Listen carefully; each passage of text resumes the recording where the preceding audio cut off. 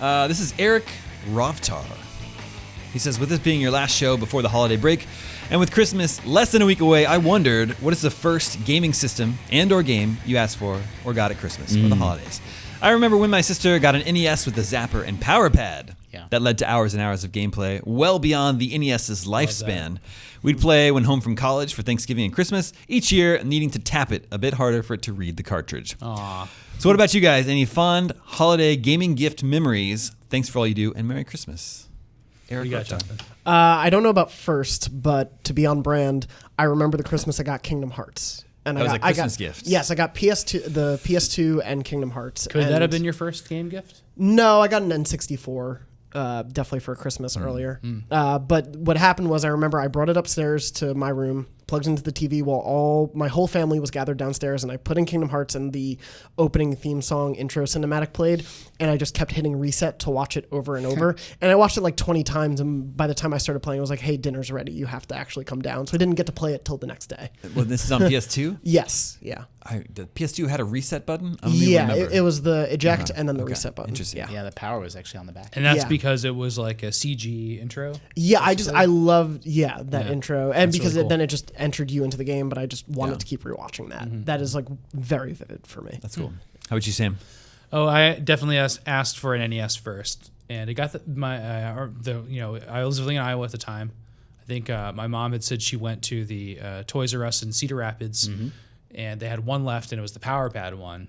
She still went for it, and I remember the box very well, and my grandfather helping hook Was it it that up and huge everything. box? Yeah, at that one time? is like kind of long and square on both ends, and then long. Yeah. And it has the Power Pad, and then it comes with World Class Track Meet, Duck Hunt, and Super Mario Brothers all in the same cartridge. Nice. And Super Mario Brothers is already super hot by that One time. card, 3 games? Yep. Wow. Mm-hmm. Okay. And this is before Mario 2 and everything. So like Mario Brothers is still the most popular game on Earth.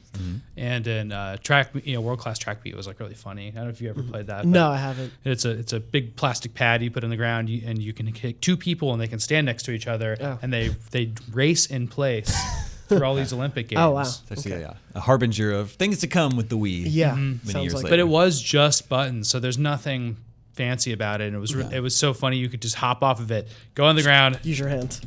and use your hands. It was Yeah. really fun. And the Duck Hunt, of course, was a blast too. Yeah. Duck Hunt's Yeah, fun. that was an amazing gift. And I remember opening my Game Boy 2 years later, and that was so awesome. Yeah.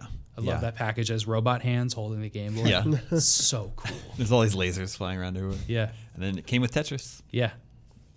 Definitely getting the NES for me was also like a key memory from my childhood. And no Zapper with yours, right? No, I got the Zapper because I got it like 86. Orange The or gray? First year, gray. It was Yeah. the first year that it went wide. In 85, I think they marketed it in New York and Los Angeles.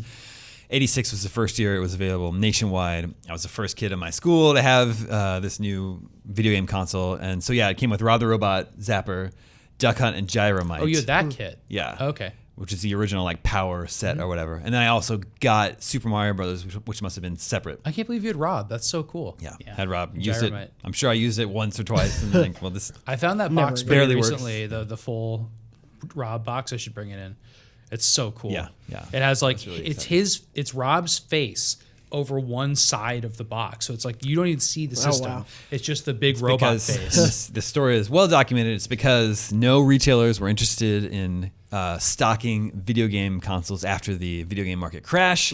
So the whole reason Nintendo put Rob in there and on the box is to pitch it as a toy instead of a video game system. So you had to buy Super Mario Brothers separately? I got it as a Christmas gift. Yeah. But yeah, it must have been separate because I don't think it was included in the box at that time. Yeah. And then Gyromite and Duck Hunt that came with that. Yeah. They were on separate cartridges. Yep. Yeah. They're each their own cartridge. Yeah. It was amazing. That is amazing. So good. And the whole reason I wanted that is because I would go to Showbiz Pizza, which is what we had instead of Chuck E. Cheese. And one day there was Super Mario Brothers there in the arcade. And Yeah, I thought that that's really game cool. was amazing. And then I was watching cartoons, and there was a commercial for Super Mario Brothers that you could play at home, It was the the exact same- arcade game. And I was exact like, same thing, yeah. I have to have this. And I got it for Christmas that year. It was great. Yeah, I mean, I'm in my 30s, right? And so for a long, long time, I want a game, and I just buy the game, play the game. And so it's funny to reorient yourself back to the days when like Christmas and your birthday were like the lifeblood of what I presume is a shared passion for all of us. And like it's the most obvious thing in the world, but you had to wait, right? Like a game came out and it's like, it's August. I have to wait till Christmas to get, and hopefully, you know, grandma usually got me what I wanted, but like hopefully get the thing that you asked for. So my life is littered with, you know, opening, like you have the box and you have to wait for your whole family to open presents until you're allowed to make your escape and go play it. The NES was a family gift, actually. That wasn't a gift just for me, but it sort of became mine over time. I'm the one that took it over. And so, yeah, you know, Mario 3 and then up through I was a Genesis kid and like Vector Man and Vector Man 2, I remember being big deals for me. Really? It's Christmas gifts? That's so cool. I never thought of Vector Man that way. And the big one, you know, all the way up through even GameCube when I was 15 or 16 was probably the last one where, you know, I got Pikmin, got Smash. But the big one was the N64. Like that was the one where that leap from 16-bit to 32-bit and, you know, 3D, you know, like the PS1 launched without analog controls. Like it took 3D a while for people, you know, game developers and consumers to kind of figure it out. And that game felt so magical, and my parents Mario weren't 64. and my parents weren't together, and I used to drag the N64 back and forth between their houses when I would go back and forth between houses. Like I was unwilling to leave it, you know, if I was going to spend some time somewhere else. And that in particular, like that couple of years of like, you know, Mario and Shadows of the Empire and then Ocarina of Time and GoldenEye were like peak. It was like that perfect storm of like, I'm adult enough to, you know, but I don't have any adult responsibilities. And so that was like high school is like. That was like, you know, late middle school, early high school. It was a big deal for all of us in 64 games. And I think cemented like why I'm doing the job I'm doing today. Is like, Isn't it funny to think of your parents doing the research about video games? I think they just bought what I told them to. Oh, really? I think they do. Like Kingdom Hearts is really specific. Well, right? that was because there was during like dinner time when we would watch TV, sometimes there was an ad that would play for Kingdom Hearts. And I was like, I need this game. Yeah. But most of the research for my parents, like I inherited my mom's NES and her Game Boy and all of that. So she had a pretty deep knowledge of it. Like, I so think that's she really just like cool. understood. Oh yeah, that I get what that game is. My mom played a lot of Tetris too, and that was the last video game. I mean, she plays like iPad games now, but like an actual video game, like after dinner, she'd go down to the basement and just be addicted to Tetris, you know, for a long time. I remember one Christmas I got a Game Genie for NES.